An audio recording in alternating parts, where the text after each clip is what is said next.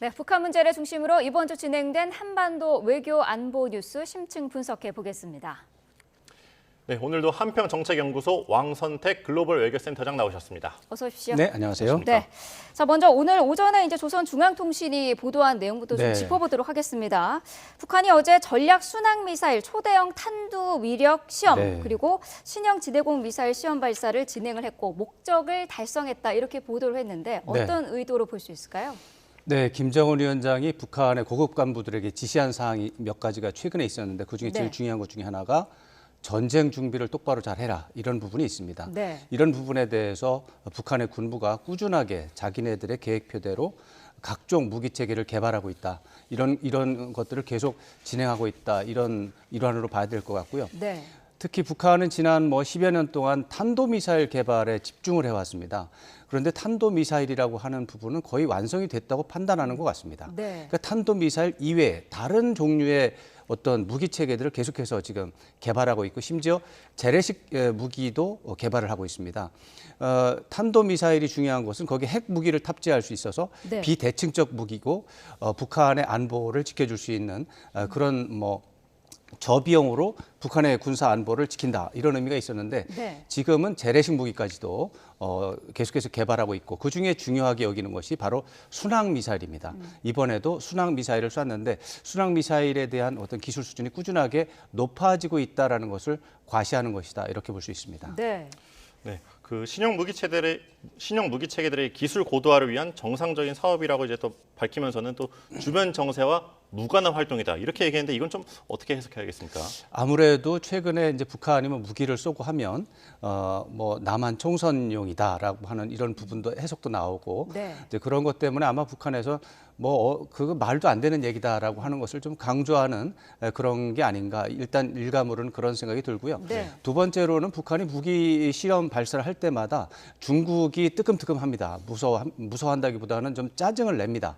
그럴 때마다 이제 중국이 이제 어떻게 그거에 대해서 문제를 제기하는 것은 한반도 긴장을 고조시키는 책임이 남한에 있는가 북한에 있는가 북한에 있다면은 중국도 북한을 지지할 수 없다 이런 입장이 있거든요. 네. 그랬을 때 북한은 남한과 미국이 긴장을 고조시킨 책임이 있고 북한은 책임이 없다. 그러니까 중국은 북한을 지지해야 된다 이런 입장을 서로 이제 교환하는 거거든요. 네. 그럴 때 중국을 설득하는 과정에서 북한은 긴장을 조성할 의미가 없다. 그런 의도가 없다. 이런 것을 강조하기 위해서 좀 추가적으로 붙이는 경우가 있습니다. 네, 북한이 지난 2월에도 같은 시험 발사를 맞습니다. 진행을 했었는데 그 당시에는 미사일 명칭이라든지 시험 결과를 발표하진 않았거든요. 네. 그런데 이번에는 상당히 구체적으로 화살 1라 3형 이렇게 네. 구체적으로 언급을 했는데 네. 이 부분은 어떻게 봐야 될까요? 네, 기술 개발이 계속해서 이루어지고 있고 다면적으로 이루어지고 있다라는 것을 과시하는 것으로 볼 수가 있습니다.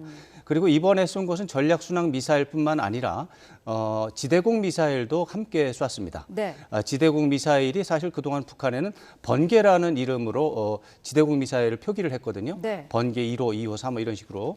근데 이번에 별지라고 하는 이름을 새로 달았습니다. 네. 이 얘기는 지대공 미사일도 번개와 다른 질적으로 격상된 새로운 종류의 지대공 미사일을 개발을 했고 시험이 잘 됐다. 시험 발사가 잘 됐다. 네. 이런 것을 과시하는 것으로 평가할 수 있습니다. 네. 그런데 그 말씀하신 시험 발사가 이제 어제 오후 서해상에서 이루어졌는데 네. 또 우리 군은 이 북한의 이번 미사일 발사를 발표하지 않았잖아요. 네. 왜 또 이게 바로 알리지 않았을까 이런 좀 궁금증도 생깁니다. 네, 이제 크게 봐서 두 가지 시나리오가 있습니다. 모르니까 안 했다. 그런 게 첫 번째 시나리오고 이 부분에 대해서는 이제 아무래도 의구심이 없을 수는 없어요. 네. 근데 알면서도 말을 안 했다가 또 있습니다. 네. 알면서도 말을 안 했다 가능성이 저는 더 크다고 봅니다. 그 이유가 있는데 어제 미사일을 쏜 게 종류가 두 가지죠. 하나는 순항 미사일이고 네. 하나는 지대공 미사일이에요. 순항 미사일은 우리 합참에서 굳이 발표할 필요가 없는 종류의 미사일입니다. 북한이 무기 시험을 하면 무조건 우리가 그걸 보고 쐈다 안 쐈다 몇 시에 쐈다 몇 발 쐈다 이렇게 말할 필요가 사실 없어요. 네. 그런데 과거에 어떤 것에 대해서 특히 탄도미사일에 대해서는 우리 합참이 몇 시에 쏜 것을 탐지했다. 우리는 대응을 잘하고 있다. 이렇게 발표를 했습니다. 네. 근데 그렇게 한 이유는 이것이 군사 기술적으로 무서워서가 아니고 유엔 안보리 대북 제재 결의 사항에 탄도미사일은 금지가 됐기 때문이에요. 탄도미사일은 국제법 위반입니다. 네. 근데 탄도미사일이 아닌 다른 무기 체계는 유엔 안보리 결의 위반 아닙니다. 아하. 국제법 위반이 아닌 거죠. 네. 그러니까 법적으로만 보면 북한은 정상적인 군사 활동을 한 것에 불과한 것이고 그것을 다 일일이 우리가 따라가면서 얘기할 필요는 없는 거죠. 그래서 전략 미사일은 우리 합참이 굳이 얘기할 필요가 없고 저는 얘기하지 않는 것이 더 좋다고 봅니다. 네. 예를 들어서 북한이 무기 시험 할 때마다 우리가 꼭 그것을 지적을 해서 탐지를 했다고 보고를 해야 된다면 네. 북한은 우리를 상대로 장난을 칠 수가 있습니다.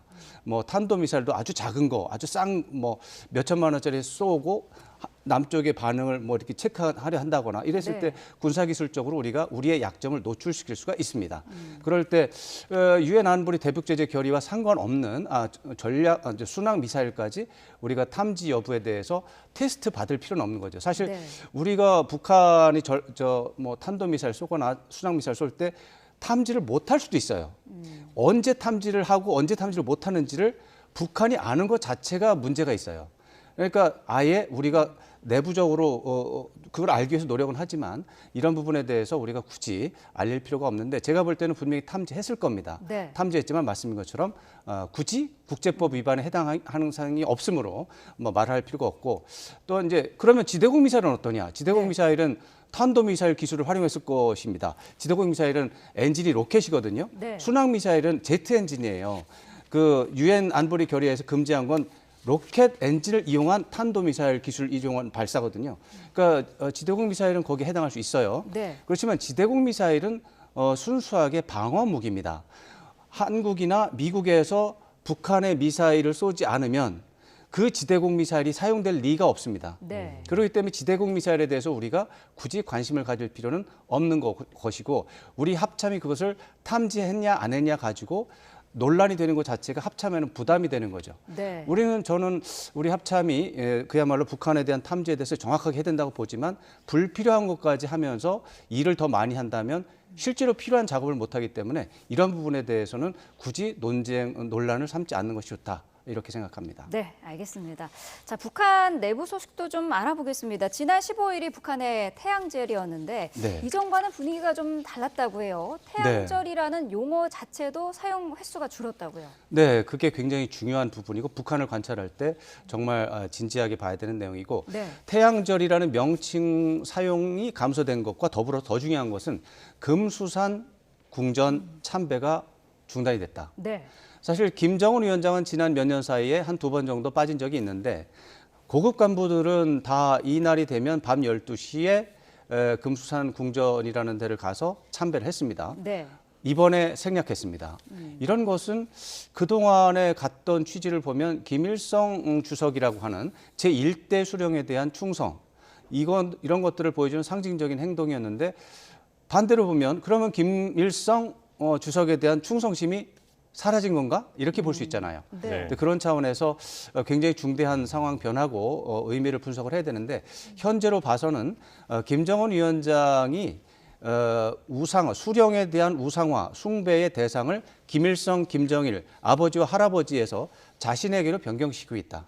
이렇게 해석을 하고 싶습니다. 네. 실제로 북한 매체에서 주체 조선의 태양은 김정은 위원장이다 이렇게 또 표기를 하기 시작했어요. 태양이라는 말은 북한에서는 김일성 주석을 상징하는 말이었습니다. 네. 이것이 김정은 위원장을 수식하는 용어로 사용이 되기 시작하는 겁니다. 우상화의 대상이 김일성, 김정일, 김정은 세 명이 아니고 아니면 김일성 하나가 아니고 김정은이다라는 거죠.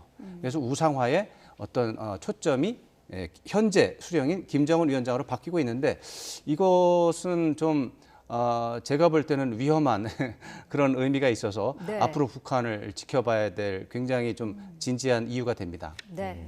그 말씀해 주신 우상화의 변화 말고도 이번에 북한이 경의선과 동해선 도로의 가로등을 철거한 것도 주목을 받았잖아요. 네, 네. 이 북한의 국가 정책 쪽 그럼 앞으로 좀 어떻게 양상이 좀 전개될 거로 보십니까? 네, 이것이 지금 말씀드린 것처럼 선대 수령에 대한 충성심 이런 것들을 버리고 자기의 카리스마, 독자적인 카리스마를 만드는 부분 이런 부분과 또 두 국가 체제라고 하는 것이 밀접하게 관련이 있습니다. 네. 왜냐하면 김일성 수령이라고 하는 절대적인 숭배 대상이 말한 가장 중요한 지침이 남북 통일이라고 하는 과제를 달성하겠다.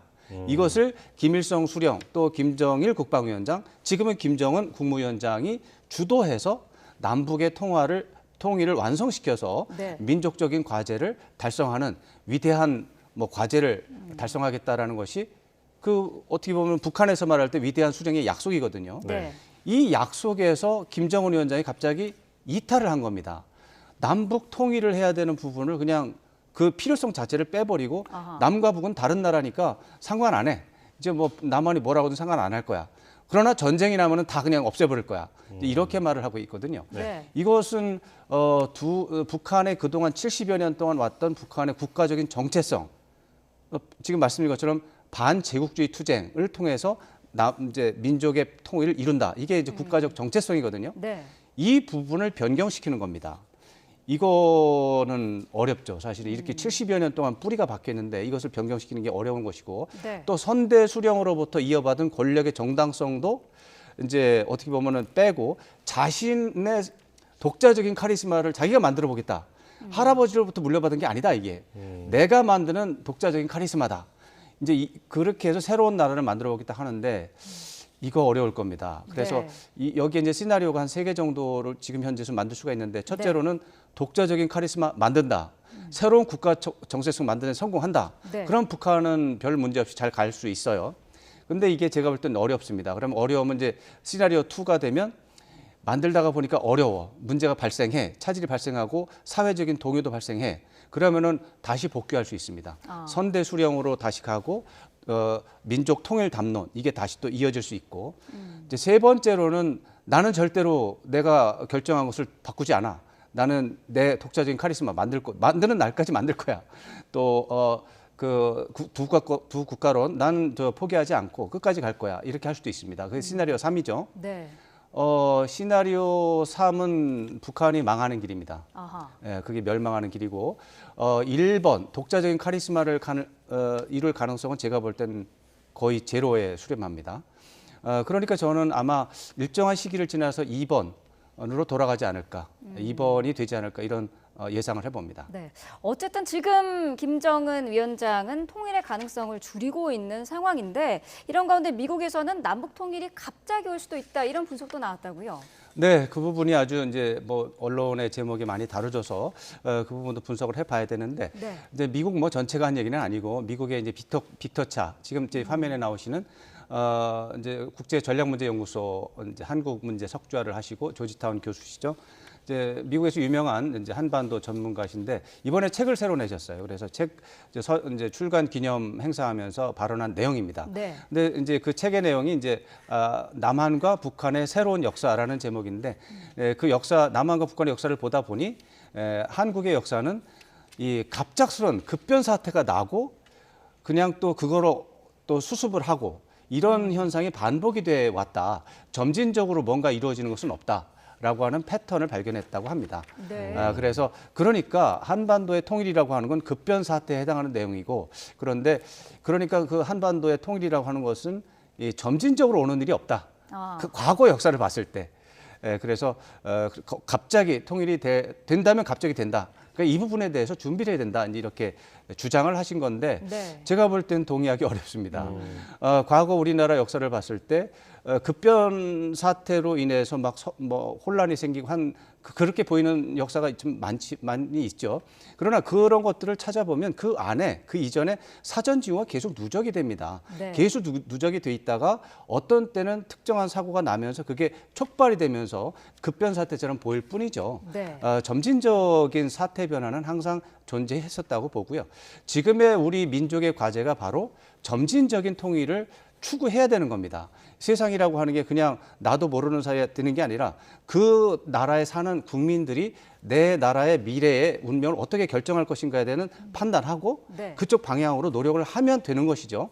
그게 우리의 과제거든요. 그래서 점진적인 통일은 가능하고 또 그렇게 가야 한다. 저는 그렇게 보는데 이 부분에 대해서는 좀 의견이 다른 것 같고 네. 좀 아쉬운 부분이 있습니다. 이게 또 정책적으로도 문제가 되는 게 우리나라 최고 권력자 대통령이 저런 담론을 믿고 그래 통일은 점진적으로 오지 않아 갑자기 와 그러니까 점진적으로 통일을 준비할 필요가 없어. 이렇게 되는 거거든요. 네. 그러면은 국가가 잘못된 외교 정책을 채택하게 됩니다. 잘못된 담론은 잘못된 정책으로 이어질 수가 있습니다. 이런 부분은 굉장히 조심하고 점진적으로 통일을 어떻게 이뤄 나갈 것인가, 평화 공존을 어떻게 이뤄 나갈 것인가를 고민을 하는 것이 적절한 태도다 이렇게 봐야 되겠습니다. 네. 네, 뭐 지금까지 말씀해주신 북한의 정책 변경뿐만 아니라 사실 국제사회에서 이제 또 이란과 이스라엘 네. 사이의 미사일 교전, 네. 그래서 갈등은 일단락됐다고 좀 보여지기도 하는데 네, 네. 이 중대 관심사에 대해서 이 두 나라 교전이 네. 전면전으로까지 확산될 수 있는지 좀 어떻게 보시나요, 센터장님? 며칠 전까지는 그것 가지고 논란이 됐다가 이번에 이제 이스라엘이 재공격을 했죠. 네. 재보복 공격을 했는데 그것을 보니까 아, 이게 확전되지는 않겠구나라는 생각이 좀 더 무게감이 갑니다. 네. 이란이 공격을 한 것 자체가 4월 13일 날 공격한 것 자체가 굉장히 절제되고 이스라엘이 전면적으로 반격하기 어려운 애매모호한 공격을 했거든요. 네. 매우 절제되고 계산되고 조율된 공격을 했습니다. 예를 들어서 사전에 일정을 주변에 흘린다거나 네. 또 아이언돔 시설이 정확하게 갖춰져 있는 군사 기지만으로 그걸 보낸다거나 드론은 이스라엘하고 이란하고 이제 거리가 한 1,000km 떨어져 있어요. 그 공격 지점과 이제 낙탄 지점까지. 네. 드론은 시속이 150km에서 200km이기 때문에 이 1,000km 이동하는데 6시간 걸려요.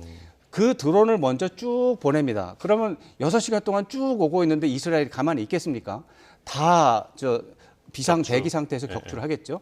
이란이 13일 날 발사한 것은 다 격추시켜라라고 하는 메시지가 포함된 그런 공격에 해당합니다. 뭐 심하게 말하면 약속 대련과 같은 그런 움직임이었습니다. 네. 그랬을 때 이스라엘이 거기서 이제 과격하게 대응을 하면 이제 확전이 될 거니까 이번에 이스라엘이 어떻게 할지 걱정이 됐는데 이제 이번에 이제 이스라엘이 재반격했죠. 그런데 이란의 반응은 별거 없다. 장난감 정도의 무기 체계였고 피해가 거의 없다.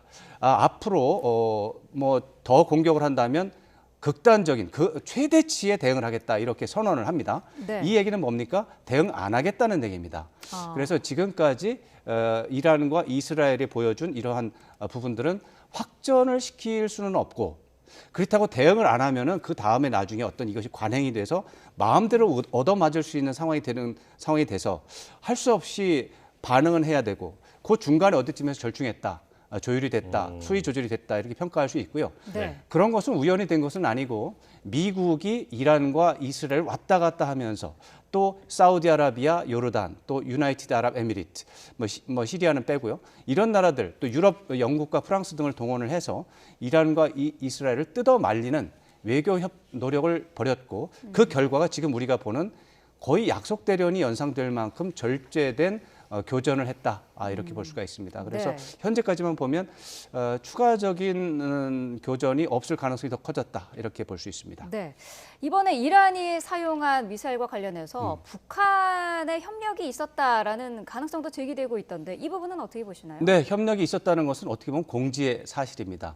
1980년대에 70년대 말부터겠죠. 이제 80년대 북한과 이란은 탄도미사일과 관련한 군사적인 기술 협력을 분명히 했습니다. 네. 예를 들어서 이란이 북한의 탄도미사일 개발에 돈을 대고 북한이 그걸 개발을 해서 완성품을 가지고 이란에 또 판매를 하고 네. 이런 부분들이 있었다고 정보 보고가 계속 이어졌었습니다. 네. 그런 사실이 있기 때문에 이번에 이란이 이스라엘을 향해서 발사한 탄도미사일이 한 120기 정도 됩니다.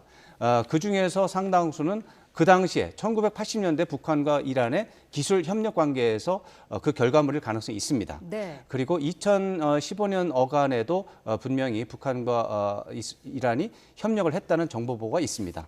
이제 이런 부분 때문에 양쪽이 지금에도 영향을 미치는 기술 협력이 있을 수 있고 드론 같은 것은 이란이 또 굉장히 앞서 있기 때문에 분명히 북한이 이란으로부터 드론 기술을 배워서 또 한반도의 전장에 맞는 드론을 개발할 가능성이 분명히 있기 때문에 우리가 네. 주시를 해야 되고요. 다만 우리는 이제 이란이 북한에게 그런 기술 협력을 하니까 이란을 적대국으로 볼 필요는 없습니다. 이란을 적대국으로 보면 오히려 이란은 잘 됐다. 북한에 대한 지원을 아주 대놓고 할 수가 있습니다. 그렇기 때문에 우리는 이란에 대해서는 지금 이제 우호 친선 관계가 유지가 되고 있거든요. 네. 사실 어려운 가운데서도 우리 외교관들의 노력으로 우호 친선 관계가 유지가 되고 있습니다. 사실 윤석열 대통령이 지난해 1월에 UAE 가가지고 이란은 적국이다 이런 발언을 하는 바람에 큰일 날 뻔했습니다. 한국과 이란이. 근데 이제 우리 외교관들이 엄청난 노력을 해서 지금 다시 복원을 시켜놨는데 이런 뉴스 가지고 이란과의 적대적 관계, 부정적인 요소를 과도하게 노출시키지 말고 네. 현재 친선 관계, 우호 관계를 계속해서 유지시켜서 결국 이란으로 하여금 북한과의 협력을 자연스럽게 감소시키도록 외교 협상 능력을 발휘하는 게 좋습니다. 네, 알겠습니다.